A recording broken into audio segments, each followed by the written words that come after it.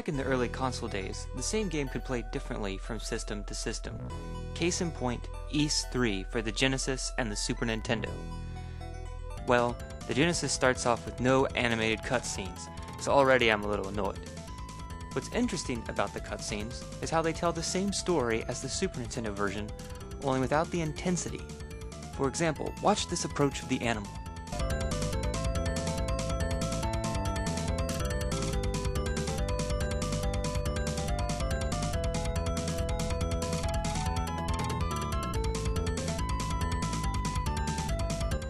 Just a fade in. Now watch the Super Nintendo version.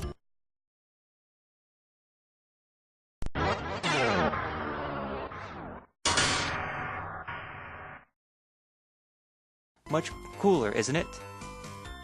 The Super Nintendo game is more dramatic. Look at this scene of Elena being kidnapped in the Genesis version.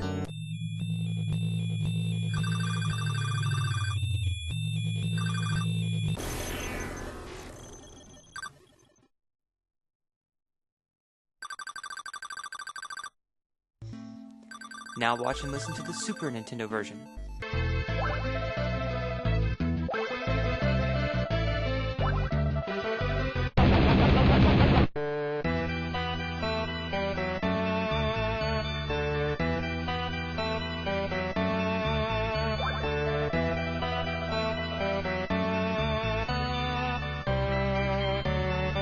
It gives you more of a feeling of loss in the music and the slow motion of her being slowly taken away.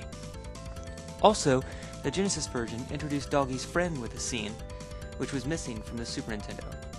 All in all, the opening has twice the amount of text as the Super Nintendo, which I like, because I like seeing more of the story. Even in town, I can already see that they say more in the Genesis version, and had more room for text. I can already tell that I'm going to like this game possibly more than the Super Nintendo games. What's interesting at first is the entire layout of both games is exactly the same. Nothing is different. However, all the sprites look slightly different, and all of the music has been changed significantly. Here is the opening music for the Super Nintendo level.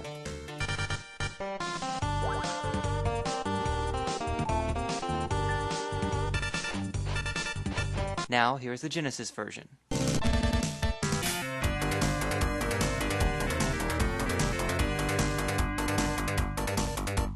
My biggest gripe is how do two different companies make the exact same game, yet have their own gameplay issues. It's like they decided to have one thing be different just to see what would happen. You wander around and get hit every time you attack somebody because even though you've killed them, they can still hurt you before they vanish because of the poor hit detection. And then you die. Then you level up, and then you die. Now, this is what happened when I entered the Genesis version.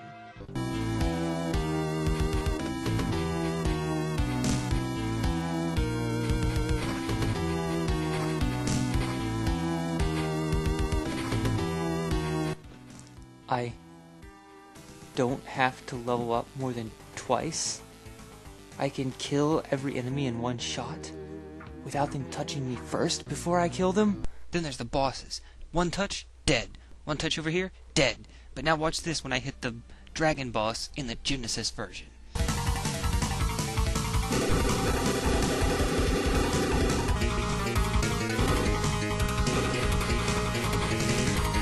Okay, so it's not all easy. There's a chance you can land on an enemy and instantly die. In both versions you get hit without any flashing of invincibility, so you can die in a few seconds. Just be sure to save. Look at this fire dragon. If I continue to fight him, this will be a long 20-minute battle. The game is basically saying, hey buddy, you need to level up. The minute you level up, you can take him out in less than 2 minutes, and this happens with every boss. In the Super Nintendo game, good luck, as about 90% of the bosses will kill you instantly if you touch them. And finally, the sprite comparisons.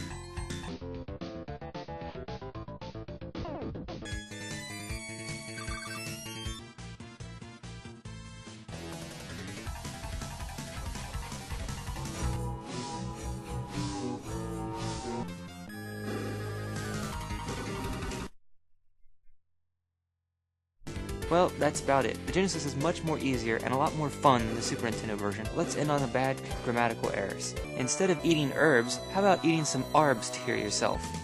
And also, the one thing I find attractive in a lady is a gypsy's back hair.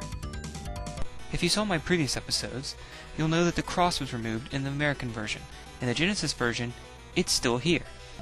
But no, if you're thinking I'm going to play the Japanese Ys 3 for the Genesis, you're sadly mistaken.